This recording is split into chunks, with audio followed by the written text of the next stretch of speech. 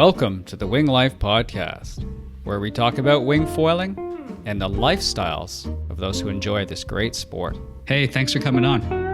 It's nice to meet you. Yeah, thanks so much for having me. Same. So I heard you just had a pretty long drive from Baja back up to Cali. How did that drive go? Yeah, I mean, it's been the 8th time I've been doing it. I always do it by myself, and I actually enjoy it. It is a lot of driving, and I do it in 2 days. So I drive 10 days the first day, and then like 12 hours, the second day. And yeah, I enjoy it. I listen to music and audiobooks, and I love being in my own space and having my own company. Mm-hmm. But I'm pretty fried after, so I need a day or two to recover. Yeah, I can't imagine. How long is that from LA area?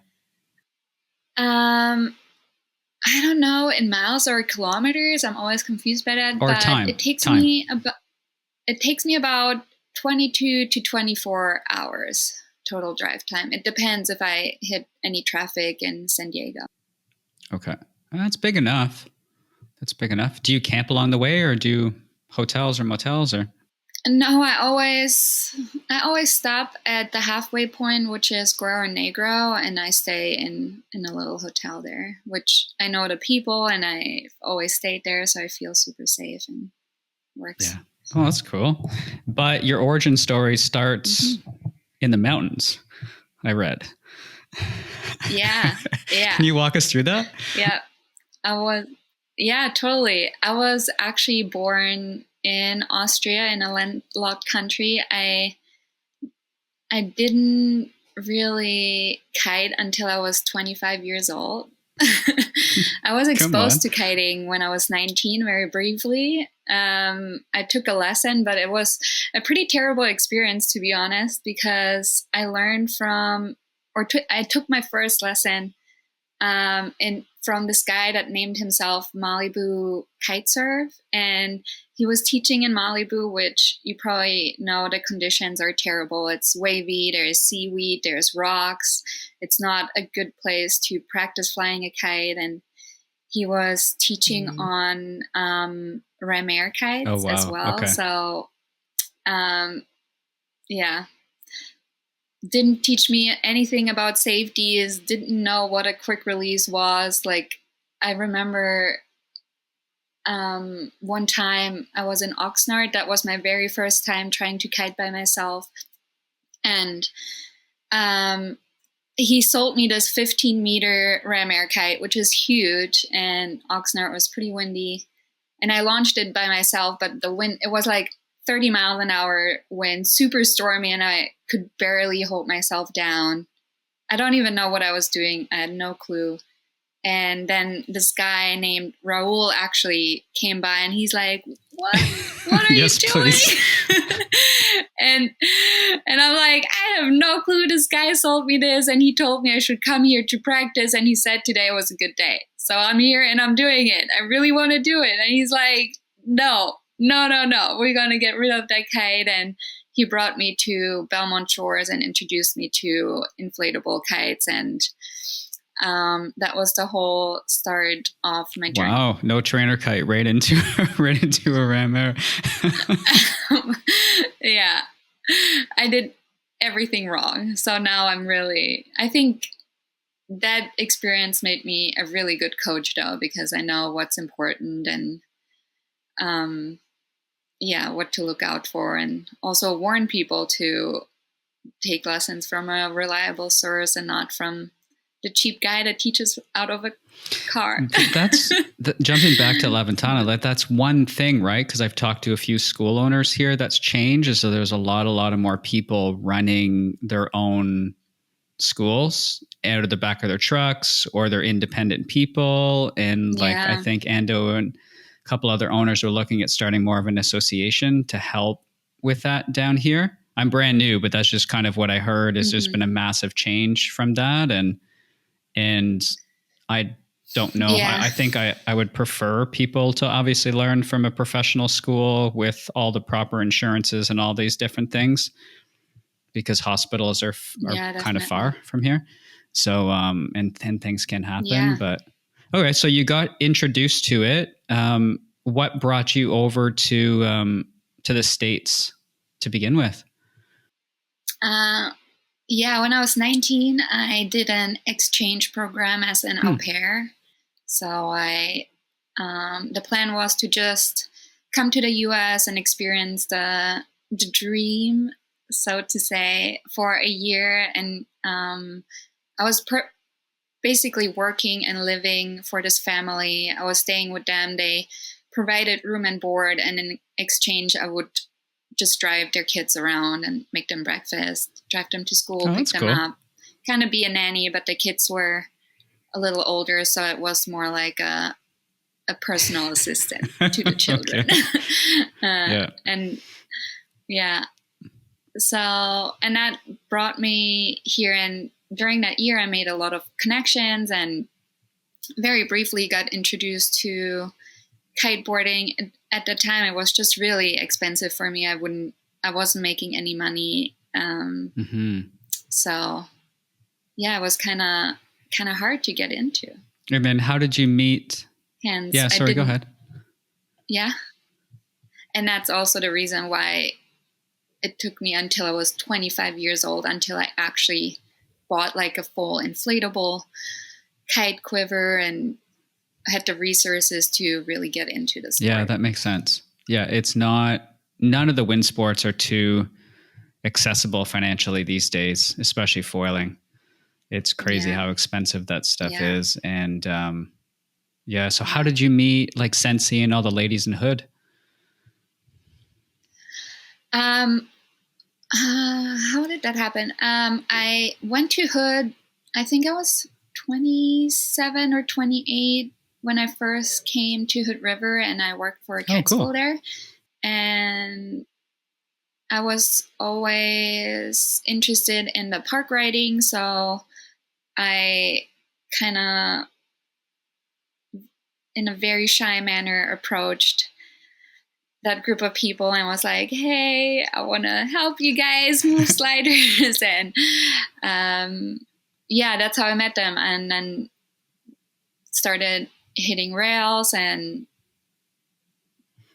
just hung out at the marina where they launch.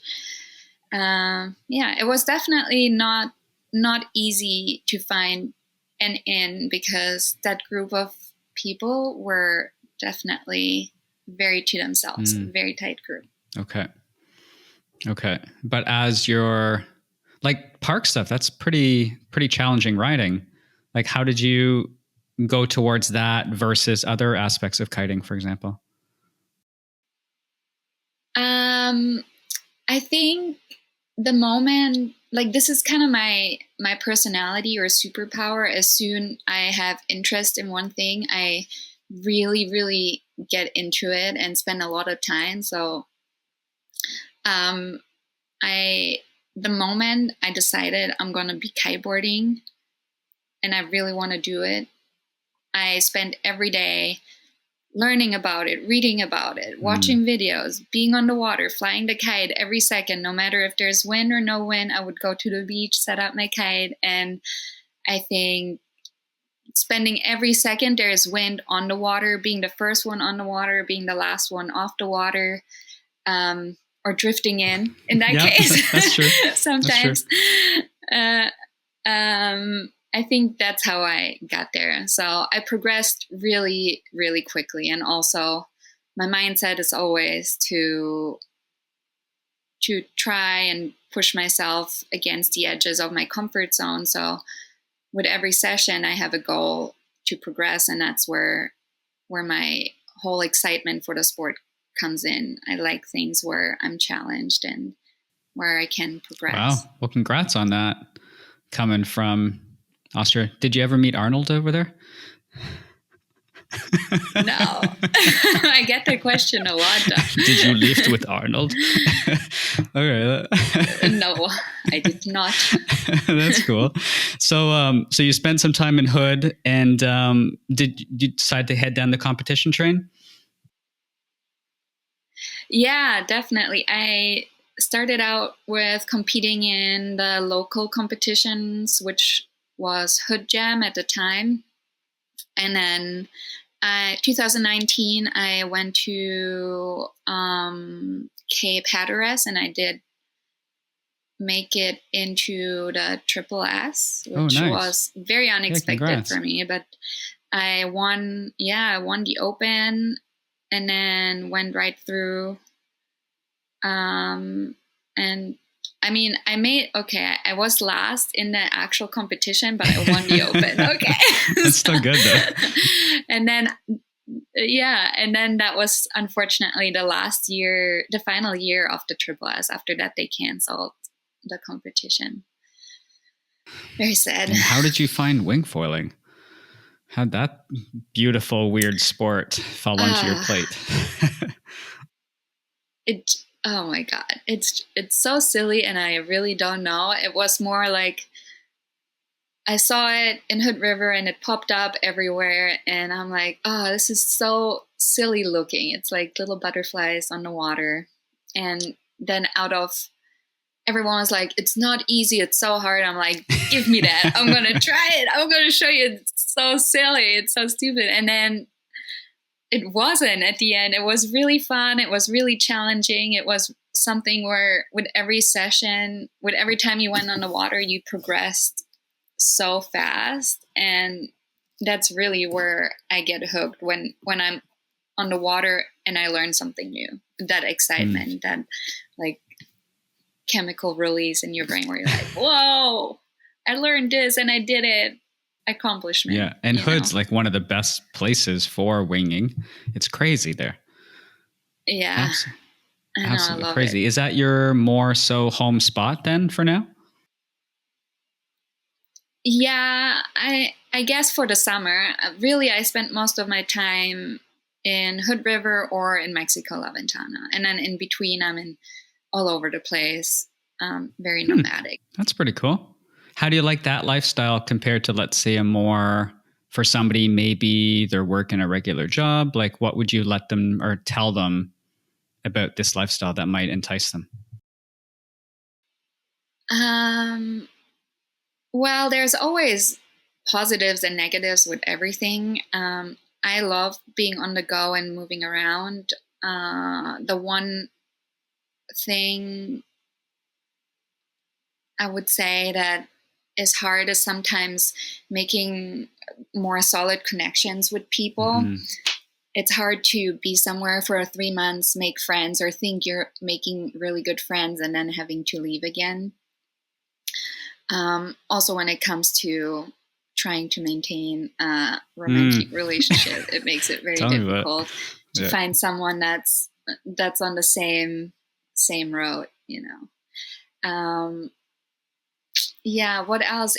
I really enjoy not owning a lot of things. I used to own a bunch of furniture and just so much stuff. Everyone owns so much stuff, and I own just the things that I really need. And every time I buy something new, I let go of something. And it makes me feel really light and really good about myself. Oh, that's cool. So kind of a very sustainable lifestyle. But I think especially in the US, everyone constantly wants stuff and owns stuff and has a bunch of stuff just in storage and laying around, and it's stuff that weighs you down in a way. So constantly having to pack up, fit everything in your car and move from one place to another, I think it keeps your load very light. Yeah, the more minimalistic, more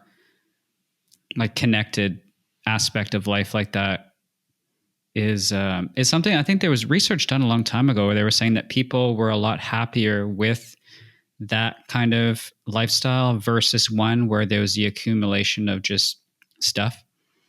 And that's when society started to go down a slightly different path. But when we had tribes and things, people moving around, people are a lot happier because they're more connected. The settling. Exactly.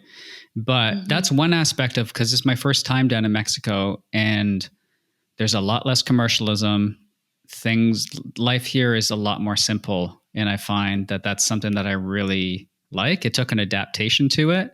It took an adaptation to the heat, took adaptation to how simple life is, but it helps you slow down and then connect yourself more to what matters, I find, versus Canada and the US. There are billboards everywhere. Every single day I want to buy something, when there's nothing wrong with that. It's just like commercialism gone wild. But that's one aspect for anybody looking to disconnect a little bit, is some of these places around the world, and they're scattered everywhere. They're beautiful for that. Why do you spend so much time in Mexico? Yeah, for the same reason. Every time I arrive, or even just crossing the border, I feel like I'm coming home. So I don't know where that sense is coming from, but I really love the energy or the vibe there. I can't really describe it or make sense of it, but I feel like home. I love the empty roads and the endless empty landscapes. There's just a lot of nothingness and a lot of green and nature, and yeah, it's not as regulated, not as many rules. I don't know. True. That's true. Yeah, but there's still a lot to do. Like the biking here is apparently really, really good. Good hiking. Like we went on a hike past the hot springs, like 2-3 weeks ago or something. And like beautiful kind of stuff through the mountains. You got really good restaurants, good social scene. People are super friendly. So, well, that's cool. Yeah, totally. It's a really great community down there. And then one of my favorite things is just running through the cactus trails. It's so beautiful, and I just I love South Beach. Yeah, so much beauty, and the sunsets are incredible. We've never seen sunsets that beautiful anywhere in the world. Well, I guess, folks, if you haven't been, pretty good sales pitch for Ventana right now. Yeah. No, it's terrible. No, stay away. There. I like having my beach to myself. Like I walk out, I'm pretty close to the ocean right now. So you walk out and there's like 2 people in the water. It has been no wind, but it's amazing for swimming and kind of just relaxing and more of the beach life right now. And it's heated up a little bit, but I'm just amazed how few people access. Cause I remember I've been to Malibu once, and there's a couple beaches along, like they're always fairly busy with people doing things, but I'm surprised that here it's a bit more quiet. So maybe people do other things, I guess. Yeah, I think a lot of people head out early in the morning on boats. It's the fishing and diving season starts, and then a lot of people have left for the season. Yeah, it's skeleton crew. Yeah, but that's all right. That's all right. When are you heading out to Hood then? I'll be there starting June 2nd or 3rd. I have a convention I'm going to Texas right before, and then a camp coming up for Strut Kiteboarding. Yeah, let's talk about that a little bit. Which is so Strut Kiteboarding is actually originally Sensi Graves and Colleen Carroll's company. They started that because they found there was something missing for intermediate riders, in particular women. The whole focus of the Strut camps is for women to empower other women in the sport.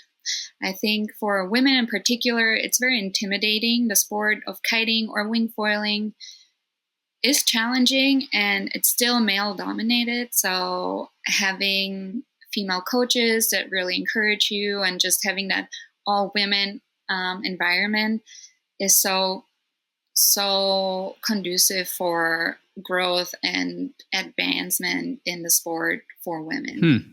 That's nice to hear, because we want to be able to get more and more. There's a couple, how do I put this? We just want more and more people to come in, but it's nice to have a safe environment for women to come and train, to grow, and then to spread that out to more of their friends. Yeah. Just having women show up at the beach with confidence. Even for me, sometimes in Hood River at the event site, I set up my kite and everything. And there is more than not. I have a man come up to me, say like, "Oh, are you sure you're going to take this 14 meter? Isn't it going to be too windy for you?" I'm like, "No, it's not. I'm fine. Thank you so much." And if you're not having that confidence and you're like, that creates a lot of insecurity for women. And then the way you show up and the way you're on the water and the way you enjoy the sport, you're like, not sure, I'm not good enough, I'm like, I don't know. And then it deters women from the sport. If you're not quite at the level where you can say like, no, I know what I'm doing, I got it. Like, it's easy to instill that insecurity in a woman. And I know men or anyone doesn't, they only mean well, but they don't understand. Well, some guys do. So some guys are just sharks, and they should not be allowed to do anything. But like, yeah, for the most part, you can say that there's a lot of meaning well individuals out there, but still, I completely agree and understand where you're coming from, and I think that's extremely needed. And because, it's just, I don't know. Do you think that stuff's getting worse now? Do you think it's getting a little bit easier for ladies in sports or in general, or is it still pretty? I mean, looking at the market, we can see that there is a lot more women now accessing the sports, especially in wing foiling. I think we're more close to 50-50, especially when it comes to lessons. Okay. A lot more women are taking lessons, which is really nice to see. So we love it. Also, it's a little bit different coaching a woman compared to coaching a man. A man always shows up with, "Oh, I got this. Just give me the basics. I'm fine." And women are like, "No, please, step by step. Give me like all I need. Like, I want to be knowing everything before I even step on the board or hold a wing." Fair. So it's a very different approach. So we really love doing the camps and coaching women, and it's super rewarding. So how many are you then at Strut right now? Is it the three of you, or? So Colleen is taking a break currently, and Sensi is really the main driver of the whole operation. I'm slowly taking over more and more aspects and doing a lot of camps on my own. We have Abby Vandenberg that helps with a lot of camps as a co-coach. We did Brazil. We did a really successful Brazil camp together last year, and now she'll be supporting also the Cape Hatteras camp. She's super great, super fun to have her, very skilled, very knowledgeable, really good coach, which is super important as well. But for the future, we're looking to bring in more and more female coaches. Okay. I got a friend of mine, she lives in Thunder Bay, and she's a really, really good kiter. And it's, I'll have to mention it to a few friends. Yeah, that's cool. Okay. That's cool. Yeah. So then what you're saying is these kite camps are fairly comprehensive then? You break down everything, lodging, and is all that included as well? And how does that work? Yeah, everything included. The transportation isn't included, so people have to buy their own flights, but usually breakfast, lunch, and dinner is included, accommodation, everything is organized. We want to have a good time, and also enjoy the luxury in every spot. So we usually pick really nice and fancy places. We have a big focus on being healthy. So food is usually very health oriented, and we also we make adjustments if anyone has any food intolerances. So everything is pretty much taken care of. And then a usual day looks like we wake up in the morning, have breakfast together. We go over, okay, what do we want to do today? What is every individual working on? We break down little things. We have a session in the morning, go over different tricks together, or even over some safety, reviewing a lot on the beach before we head out, making an exit plan just in case things go wrong. And then we write with the girls. We encourage them and motivate them to try what they were set out to do that morning. Then we have a lunch break. What we go over, what went well, what went wrong, what didn't go so good, what can we do better?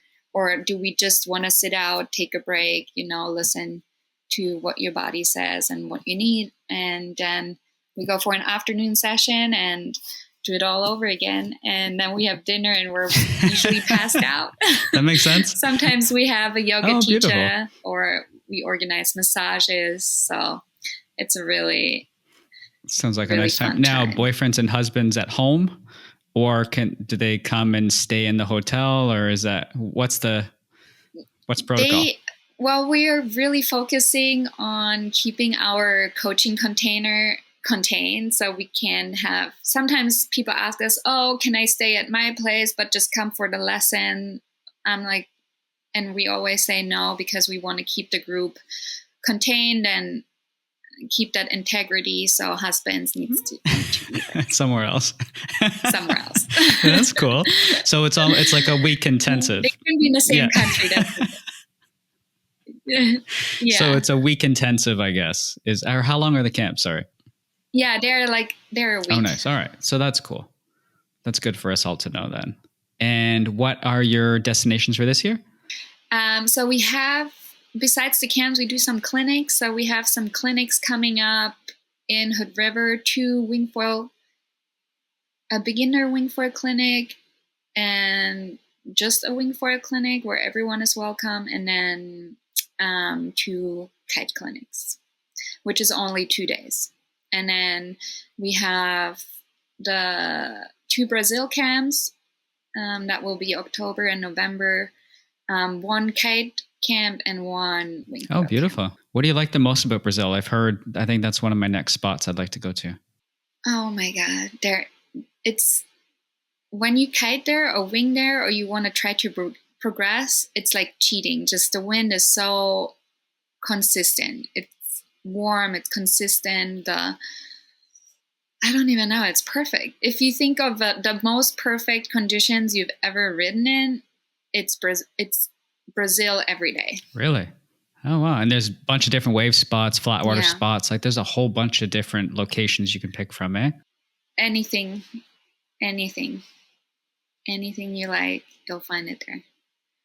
Light wind, strong wind, flat water, waves. And you feel fairly safe there? Yeah. I've never had any problems. Okay. All right. So if Brazil's on the top of your list, what other spots around the world have you really loved and have gotten the opportunity to go to? Oh my God, there's so many beautiful spots. Depends on what you're looking for. I spent 6 months in the Grand Caymans, cool. Which is, very, very Caribbean. Beautiful spot, great wind, beautiful warm water. I loved it there. It was a lot of flat water riding too, because it's surrounded by a big reef. So inside the reef, you had a lot of flat water, but you could find big waves in the channels as well. So lots of variety. Wind was more on the lighter side. What other spots? I really loved Maui for winging, and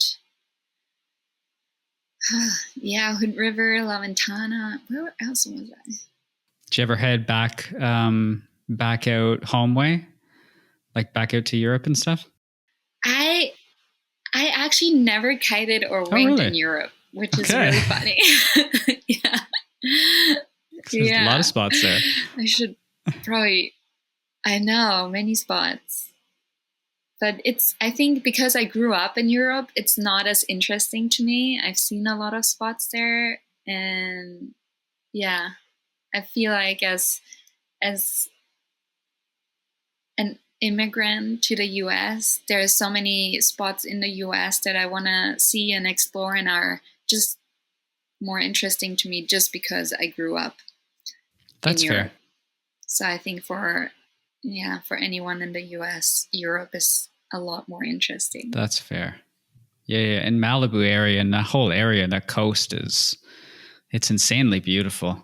I think it was when I drove through Malibu, it was the first time that I felt like, because we drove by a couple Ferrari dealerships.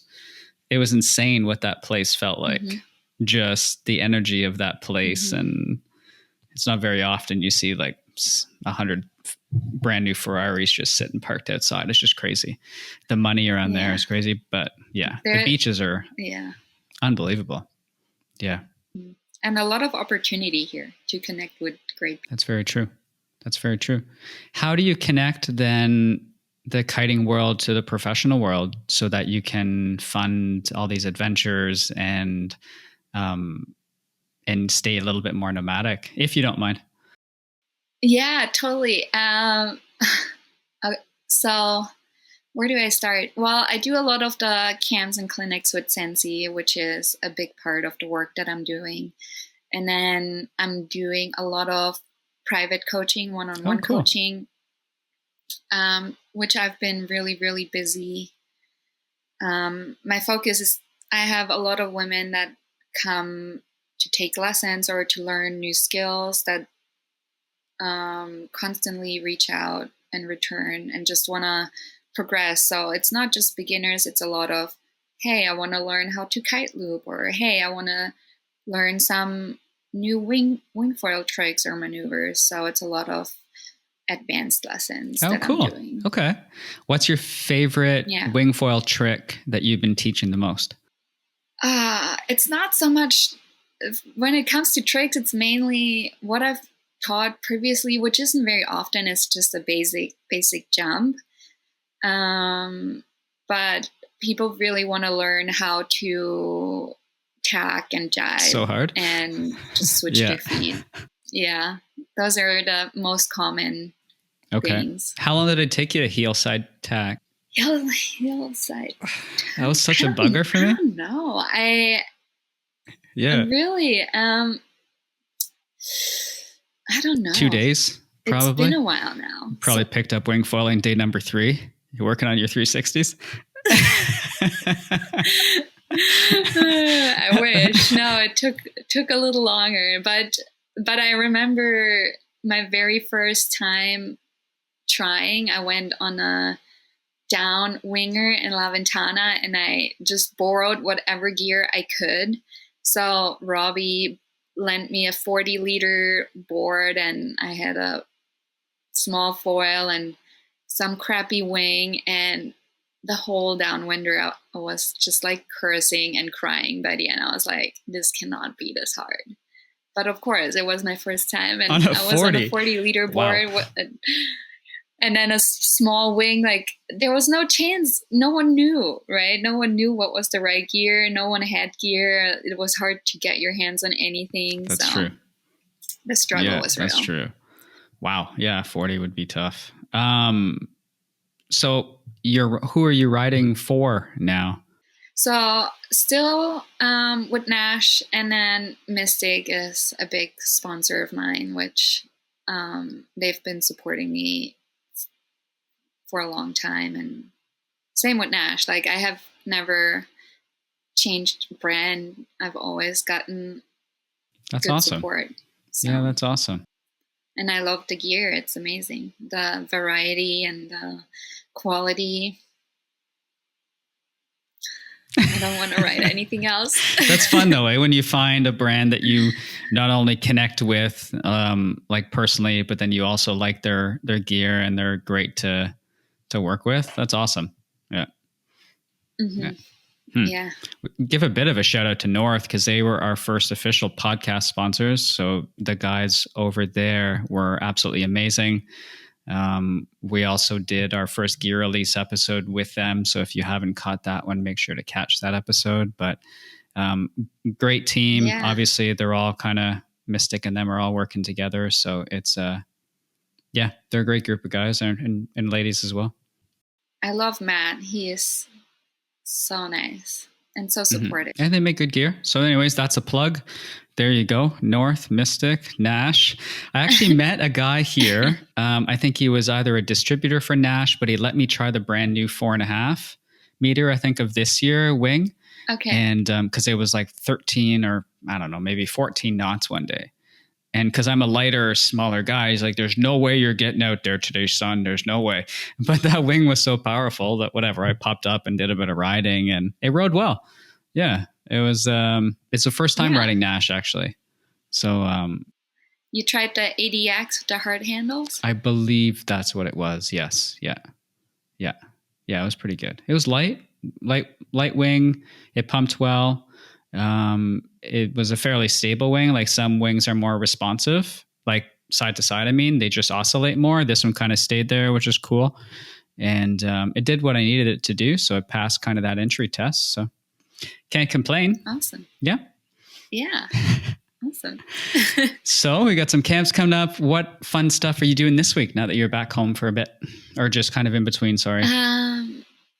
I'm just prepping for the upcoming week for Cape Hatteras. I'm really excited to meet all the girls and have a fun, productive week with them. And then when I come back, I'm heading straight to Texas actually for a biohacking convention, which is one of the other things I'm doing a lot. I'm super into health and performance. I went to school for integrative health and nutrition. So I'm doing a lot of, or starting to focus a lot on one-on-one coaching in that area as well.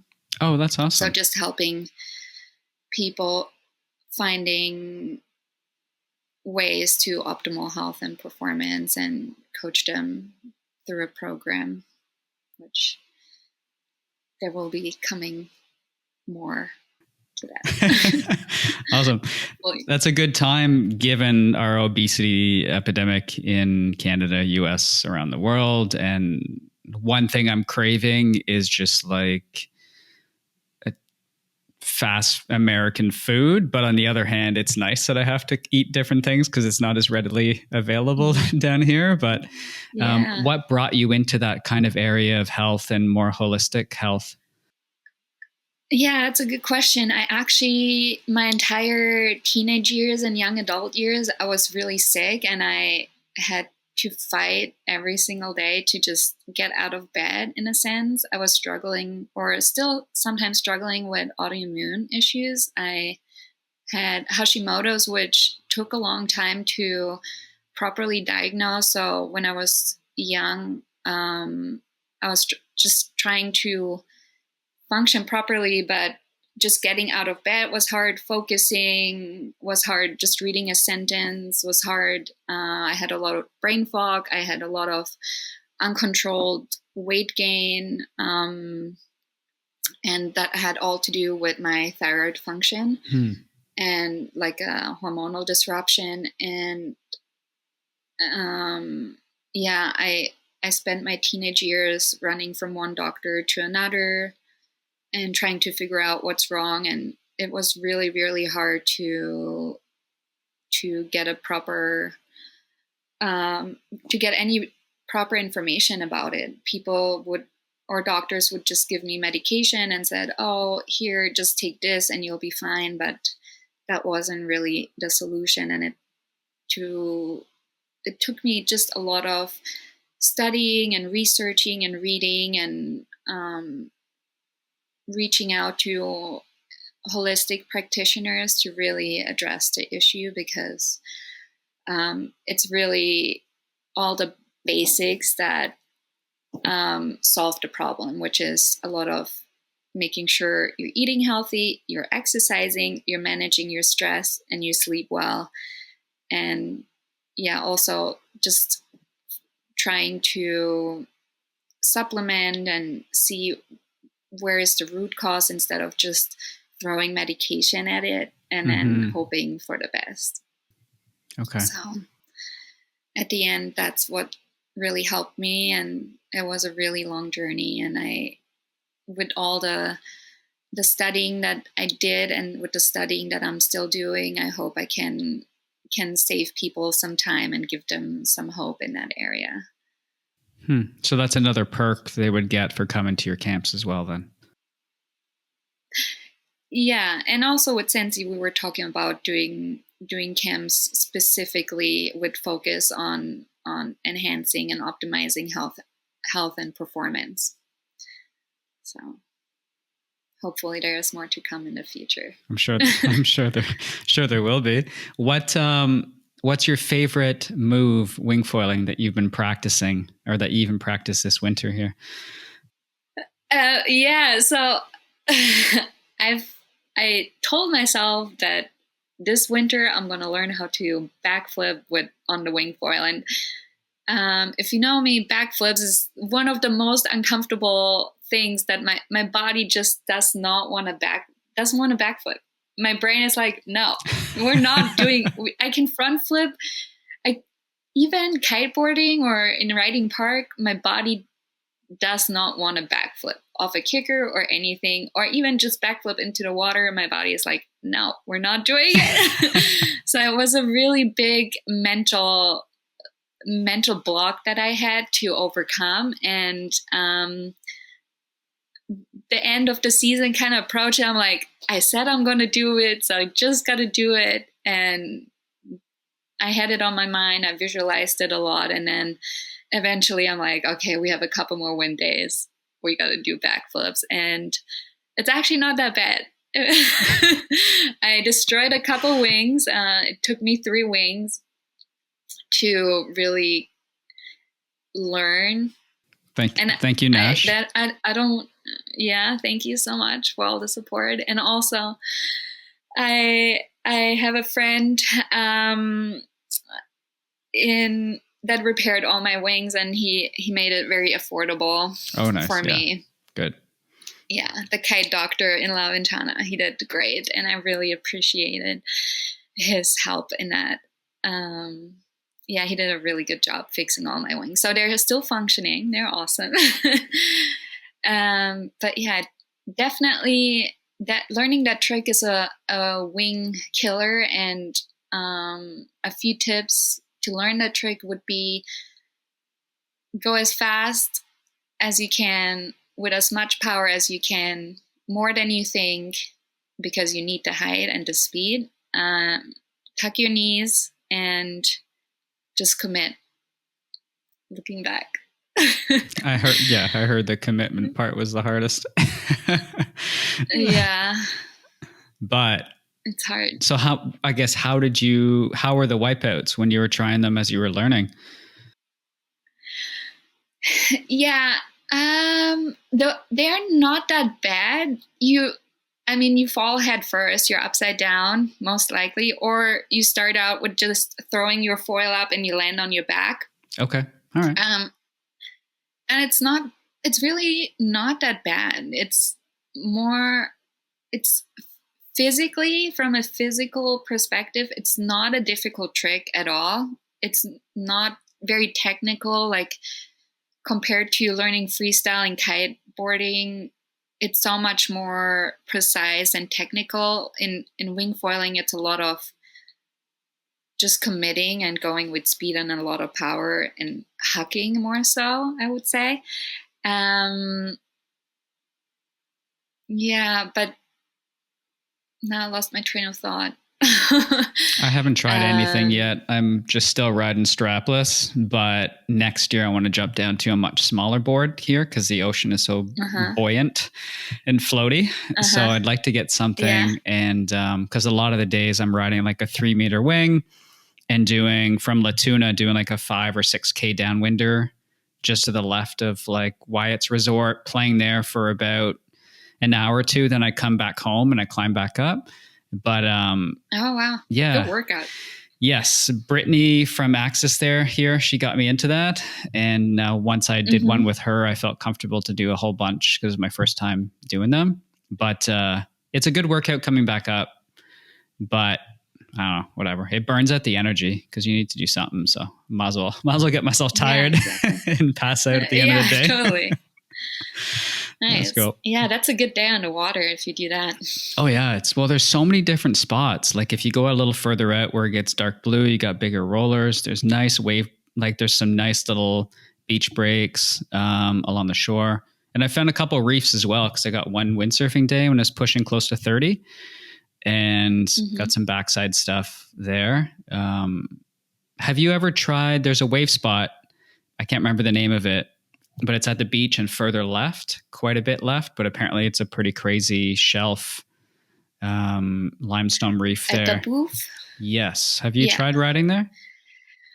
Yeah, you can ride there. I rode there before, but you definitely have to stay more on the outside. You can't go too close in. It gets really shallow really quick. So it's great. It's a great wave spot if on a big day, and also for kite surfing rather than wing foiling, just because it gets so shallow. I would say there is another spot even a little further. It's called Bay Turquesa, which is more sandy, but the waves are still good. So that's just a tad further, and it's a good spot. Okay. But I definitely had some situations when I was caught on the inside, and not the best. Not so fun. Not the best. Not so fun. All right. Favorite food down here in La Ventana? Favorite spot to go? Oh my God. I mean, what do I love? Since I love salads and eating healthy, I really enjoy going to Nomada or Casa Tara. Those are probably my go-to spots. I make a lot of food myself. My friends are really into fishing, and so they bring a lot of fresh fish. So we enjoy making poke balls or sashimi, and that's really I've had my favorite. Best stuff down here was okay, that's cool. Is there anything else you wanted to touch on today? What else? I feel pretty good. I don't know, whatever you're interested in or curious about, I'm happy to answer. You're finding backflips were harder than front flips? I haven't done front flips on a wing. It's just for my body and my mind. Flipping forward is easy. Flipping forward on a trampoline is easy. Flipping forward on a kite or off a kicker or anything, or inverted front rolls are easy for me, but it's just the mental block of the committing to going backwards. It's hard for me personally. Okay. But I haven't done front flips on a wing yet. Maybe next winter. Something to work towards too. And you got 360s and all that stuff dialed, or? Yeah, 360s. I love doing toe side 360s, which are super fun. And working on backflips, and then slowly getting there. Okay. Takes some time. Yeah, I don't doubt. What's your go-to Nash setup? We'll finish there. Yeah, I'm riding the 42-liter board. I have the full carbon mast, which is 85 centimeters. My favorite front wings is the 840 and the 640 front wing, high aspect, and then a 220 stabilizer. Okay. And then I ride the ADX wings, which have hard handle, super stiff wing. Love it. And I'm super excited for the new ones to come out because they'll be with the Alula material. Oh, interesting. A lot of companies are going Alula. What are your thoughts on that? Price point wise, repair wise? Well, I don't have a lot of experience with it. I did get to try the new Alula kites from Nash, the Envision, last year, and performance wise, they're really next level. Really? Okay. So I think just the material being super stiff but light and durable, they perform so much better. Every time I was doing a kite loop, it went into a double kite loop. That's how quick and efficient they are. Oh shit. I was riding a 7 though. Okay. All right. So still that, it's just so fast and efficient. And I don't know. Okay. So I haven't tried the Alula wings yet, but really looking forward to what they got and what they can do. All right. Well, looking forward to those too. Maybe, do you know when they're coming out? I don't know when they're officially on the market. I'm getting mine as soon as I'm getting to Hood River. So if you're in Hood River, let me know. You can try mine. Yeah. You can try my setup. 40. That's swell. Like I was riding at event site last year in September. So obviously, but we still had like shoulder high rollers and whatnot. And if you just stay away from the boats, other than that, have you done like into paddle downwinding and stuff like that? Like stand up paddling? Yeah, I tried. I did put a little bit of effort into paddling at the end of last season. One of the hardest things I've tried to learn, definitely. It's just really technical and exhausting. It takes a little bit. I got up one time. I did like a couple downwinders, got up one time. I was so excited, I fell over right away. so I'm hoping to do a little bit more this season. It took me a moment to figure out what size of board was really fitting, because I tried a 90 liter, which was too small and it was hard to balance. And then I tried a 120 liter, which was way too big and I couldn't get off the water. And then I tried a 100 or 105 liter, and that was the perfect size for my weight and everything to get going properly. Yeah, I want to try that this fall when I get out there.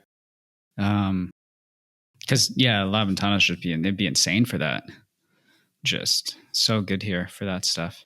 Nice. Well, hey, yeah, thanks for taking the time, and I will probably see you in Hood River. Yeah, totally. Thanks so much. You're welcome. Thanks, everybody. We'll see you next time.